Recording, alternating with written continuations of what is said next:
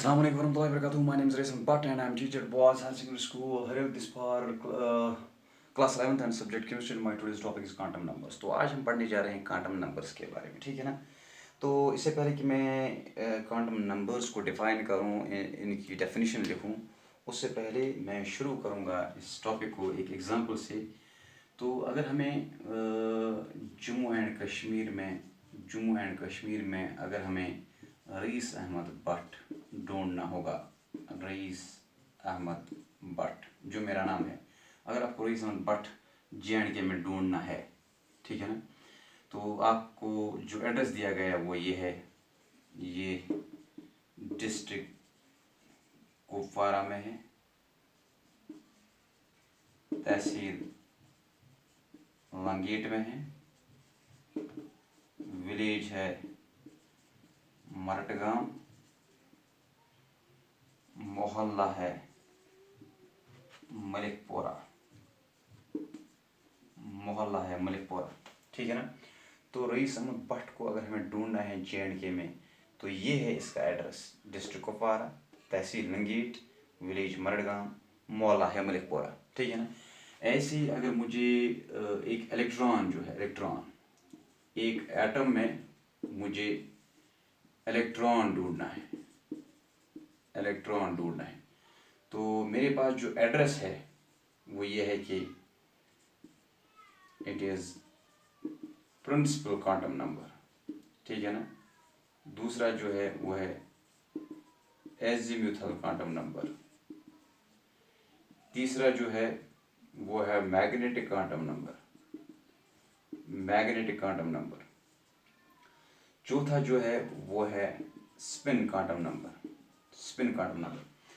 जैसे यहाँ पे जो पहला पैरामीटर है, ये हमें बता रहा है इस रईस अहमद भट्ट के बारे में कि इसका जो डिस्ट्रिक्ट है वो कुपवारा है, ठीक है ना। इसका जो तहसील है वो लिंगेट है, इसका जो गांव है वो मरटगांव है, इसका जो मोहल्ला है इस मरटगांव में वो है मलिकपुरा। ऐसे ही अगर हमें इलेक्ट्रॉन को ढूंढना है एटम में, तो हम जाएंगे प्रिंसिपल क्वांटम नंबर के पास। तो प्रिंसिपल क्वांटम नंबर हमें इंफॉर्मेशन देगा regarding the energy of electron, ठीक है ना। तो फिर हम जाएंगे एजीम्यूथल क्वांटम नंबर के पास, ये हमें इंफॉर्मेशन देगा regarding the shape of orbital जिसमें इलेक्ट्रॉन प्रेजेंट है, ठीक है ना। तो मैग्नेटिक क्वांटम नंबर इंफॉर्मेशन देगा regarding the orientation of electron, ठीक है ना। तो स्पिन क्वांटम नंबर इंफॉर्मेशन देगा regarding the spin off electron, ठीक है ना। तो ये जो चार सेट ऑफ नंबर्स है जो हमें कंप्लीट एड्रेस देते हैं इलेक्ट्रॉन का, इन्हीं को हम नाम देते हैं क्वांटम नंबर्स, ठीक है ना।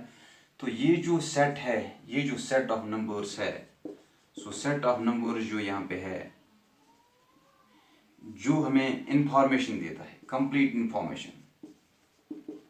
इंफॉर्मेशन किसके related, regarding electron. So this set of numbers they are called quantum numbers. इन्हीं सेट ऑफ नंबर्स को हम बोलते हैं क्वांटम नंबर्स, ठीक है ना। तो अब मैं लिख सकता हूँ क्वांटम नंबर्स जो है, इनकी डेफिनेशन लिख सकता हूँ। So the set of numbers, these are the set of numbers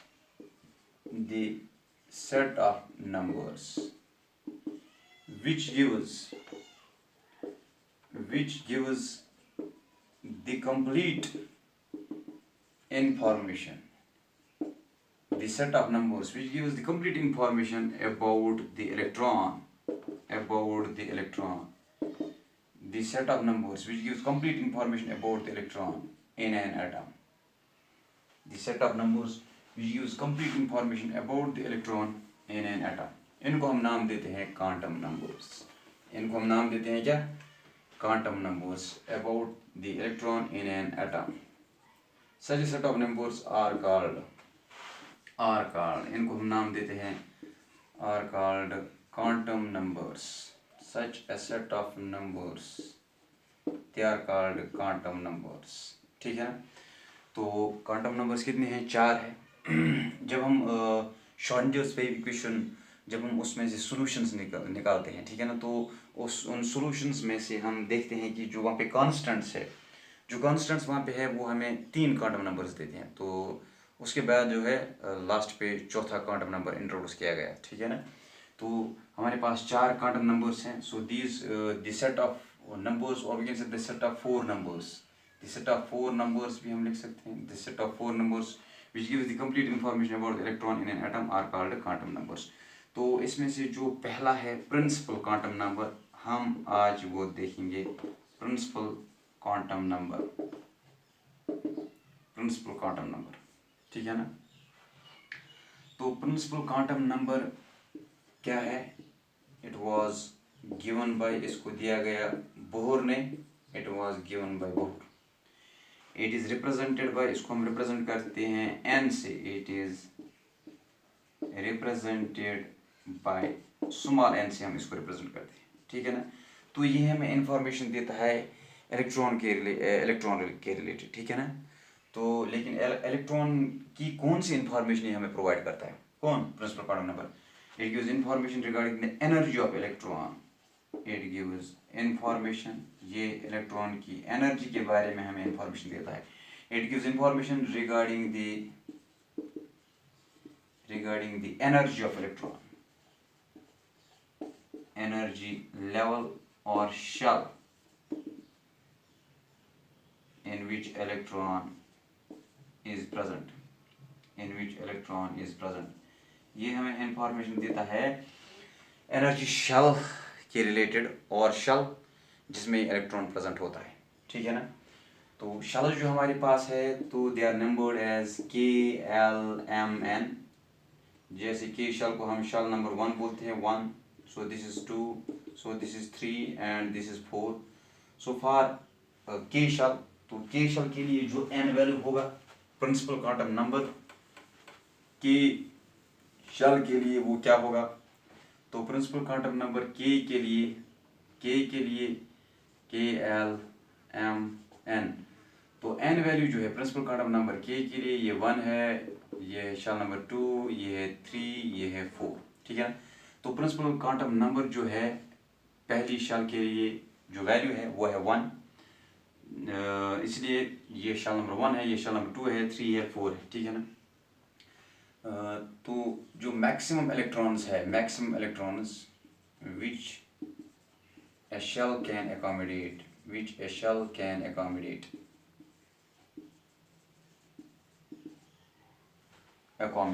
ठीक है ना. तो ज़्यादा से ज़्यादा इलेक्ट्रॉन्स कितने एक शेल में जा सकते हैं, ठीक है ना. तो एक शेल जो है वो ज़्यादा से ज़्यादा कितने इलेक्ट्रॉन्स को एकोमोडेट कर सकता है, ठीक है ना. उसके लिए हमारे पास एक फार्मूला है, and that is given by 2n².